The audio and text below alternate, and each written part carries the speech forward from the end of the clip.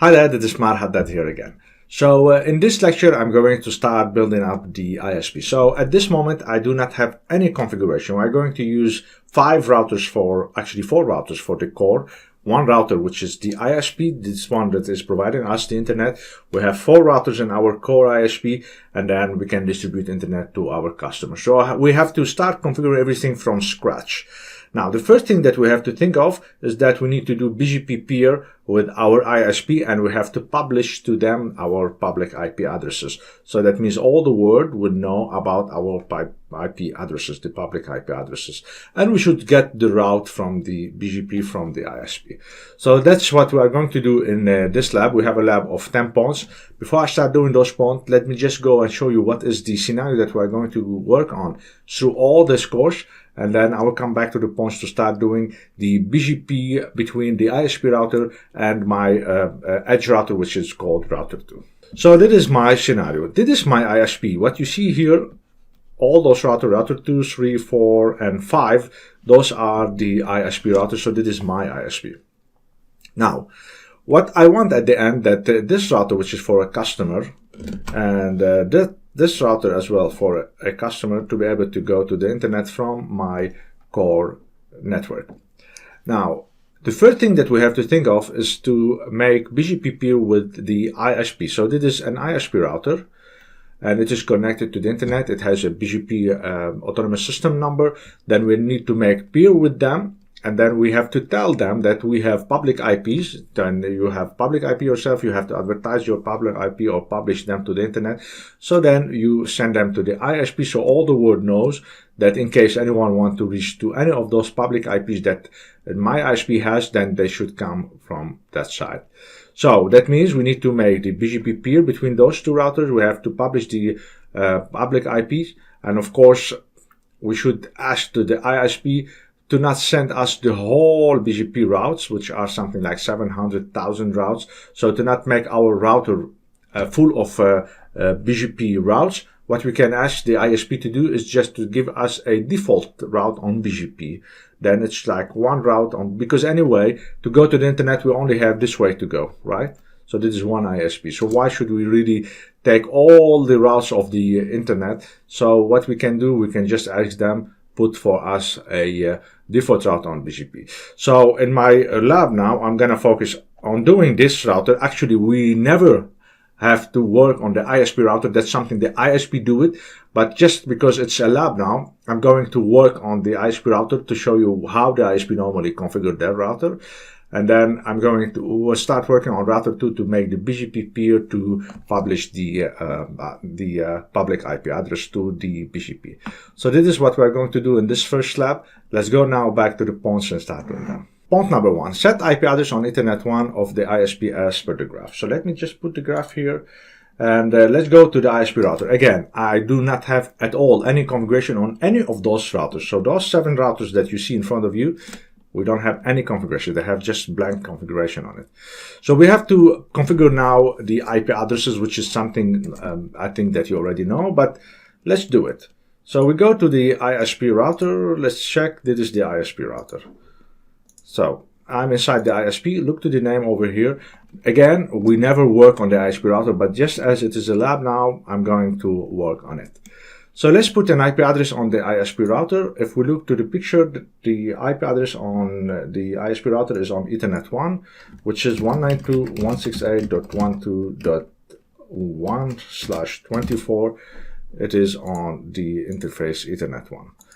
So this is the first point I need to do. Point number 1 is done. Point number 2, create a bridge interface on the ISP router and put on it an IP of 8.8.8.8. What does it mean here? Because I'm going to use a lab now, so we have to assume that this router, the ISP router, is connected to the internet. On this router, I do not have internet now. But what I'm going to do is just to make a bridge interface, put an IP 8.8.8.8, which we think that this is the internet. So once we do the configuration here, at the end, we have to ping to 8.8.8.8 to see if we can reach it. If we reach it, then it's like we are connected to the internet. So I'm just going to create a bridge interface, which is a virtual interface, put on it that IP address to be able to make the test later. So we think that that's really the internet, which is 8.8.8.8. Let's do that. So we go to the bridge, I create a bridge interface, and I will put in this bridge interface the IP 8.8.8.8 on the bridge interface. So now we do have IP on the Ethernet 1 and on the bridge interface. Point number 2 is done. Point number 3, set IP address on Ethernet 1 of router 2 as on the graph and ping to the ISP router. So again, we are just doing now IP addresses. We go to router 2, IP address, and we have to put the same range, which is 192.168.12.2. If we look to the graph, you can see it. So this is .2/24, and it is on Ethernet 1. And let's try to ping from router 2 to router 1, 192.168.12.1. And here we go. So we do have reachability between router 2 and the ISP router. Port number 3 is done. Now we need to start working on doing the BGP, because we have reachability between the two routers on layer 3, so we can do the BGP. Configure BGP on the ISP with an autonomous system number 1 and router ID 1.1.1.1. And then we have to do BGP peer to router 2, which is on autonomous system 2. So I'm going to do point 4 and point 5 together.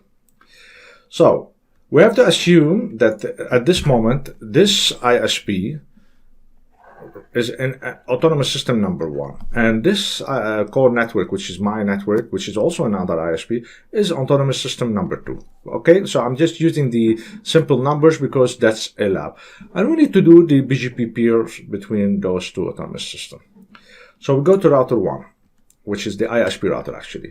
And from here we have to go to routing and we go to BGP. On the instance, I have to say that the autonomous system of the ISP router is 1, and it has a router ID. Router ID is nothing more like a representation of the router inside the BGP process. So the name of the router in the BGP process, if you want to think of it. So I'm just going to use for the ISP router 1.1.1.1. And now I'm going to make peer, and this peer needs to be done with router 2. So I have to say peer to router 2. And what is the remote address? So that means the address of router 2. It is 192.168.12.2.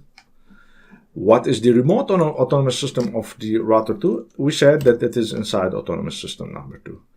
So that's what I need to do from router ISP.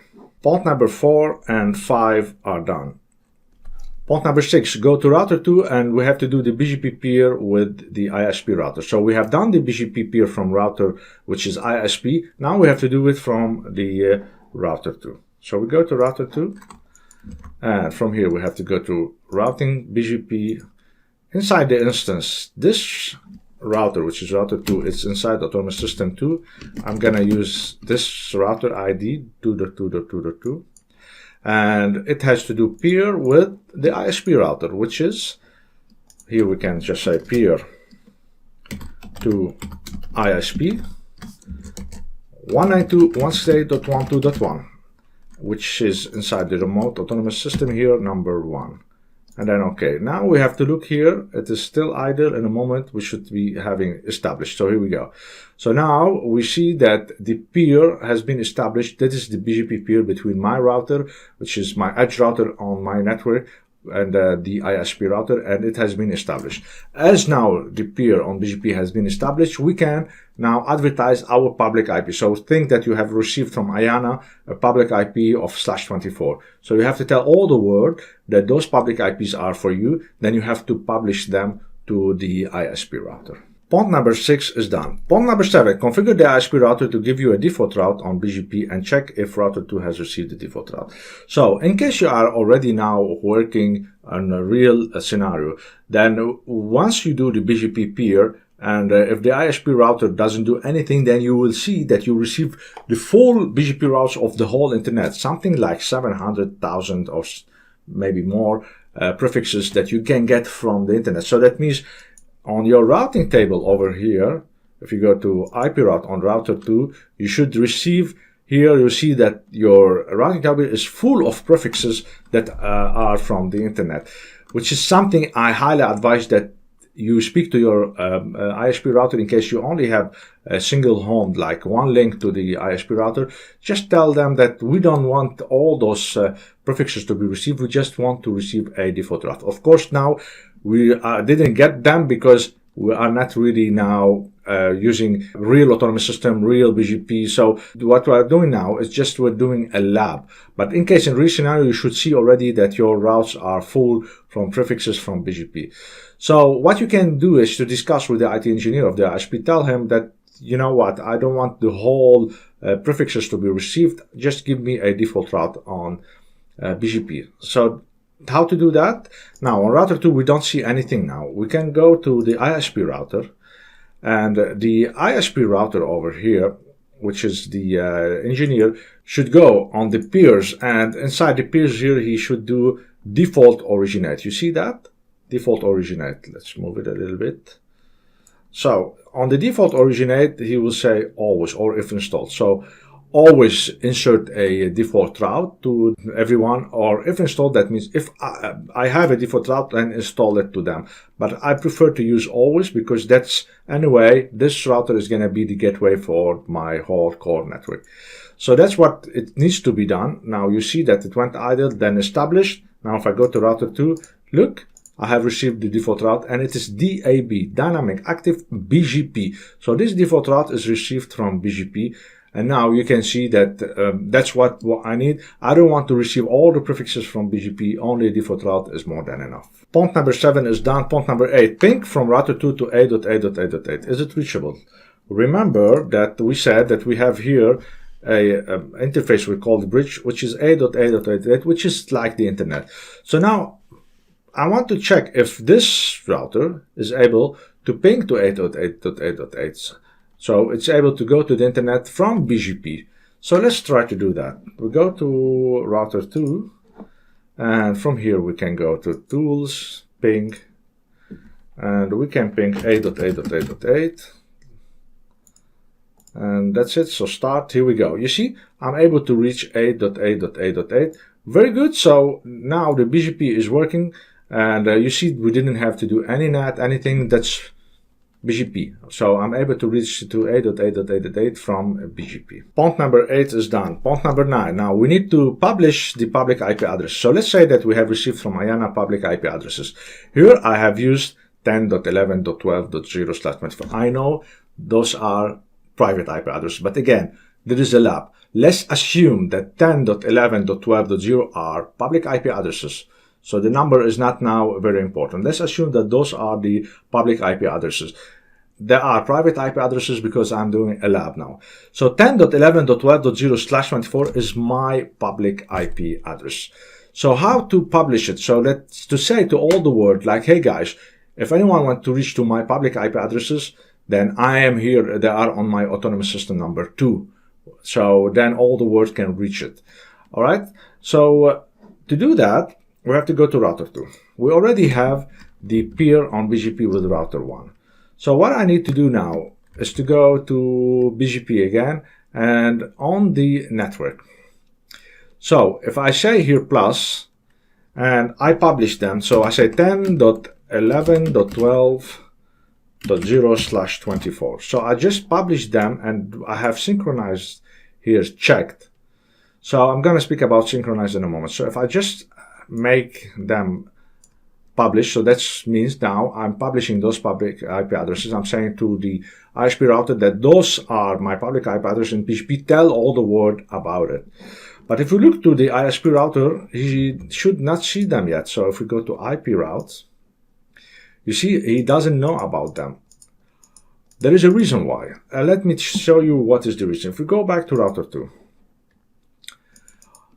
once you make publishing for the public IP address, if you have the this one synchronized is checked, then that means that those or this network should be in the routing table to be published. So if we look to the routing table, we don't see that this network is inside the routing table. So if we don't have this network inside the routing table, then it will not be published to the BGP. So we have to do one of the two things. Or we just take out synchronize. So that means even if it's not on the routing table, you can publish it. So let me show you. If I take out the synchronize and I say, okay, we go to the ISP router, look, you can see them on BGP now. You see that this network is reachable from his gateway, which is 1.2.2, which is router 2 on BGP. So that's one solution that you can do. So you don't have to click on synchronize. Now, in case you want to keep synchronized, now if I put synchronize, this will go away. So you see on router ISP, there is nothing. So if you want to put the synchronize, then in this case, you have to create what we call a black hole route. So because we said that if we have synchronized checked, then that means that those or this network should be on the routing table. So I can just open here, make a route, and I say 10, 11, 12, 0/24. But this route, the type is black hole. Black hole means it doesn't take you to anywhere. So just to have those networks inside the routing table, and then I'll say here, okay. So you can see that this is a black hole. And I just make it a black hole to be able to use the synchronize. I have synchronize now checked. Now if I go to the ISP router, you see it is there. So that's one of the two things. If you don't want to use the black hole on the routing table, just do not put synchronize. If you want to use the synchronize, create a route which is black hole route, and then it will be advertised to the ISP router. Point number 9 is done, and then point number 10, check if the ISP router see the IP range of the BGP in the routing table, and we have seen that yes, he can see them without any issue. So this is the first part of this lab. We have already formed the BGP. We have received a default route from BGP to the router 2 to be able to go to the internet. And we have published our public IP addresses, because those public IP addresses, I'm going to use them to provide them to my customers. So this is the first thing that we need to do. This is very simple, straightforward. Not a lot of things you need to do to be able to form the BGP peers and to publish your public IP address and to receive the default route. Now, as this is done, we have to now start focusing on our core network. So we have to configure the core network to have OSPF. We have to create the VLANs inside the core network. So OSPF run on VLANs. And then I'm going to configure on top of the OSPF MPLS to allow some customers, in case they want to have, for example, like layer 2 connectivity between each other, like if they have 2 branches, how to do that. So that's something I'm going to show it in this course. So I hope that this lecture was informative for you, and I'll see you in the upcoming lecture.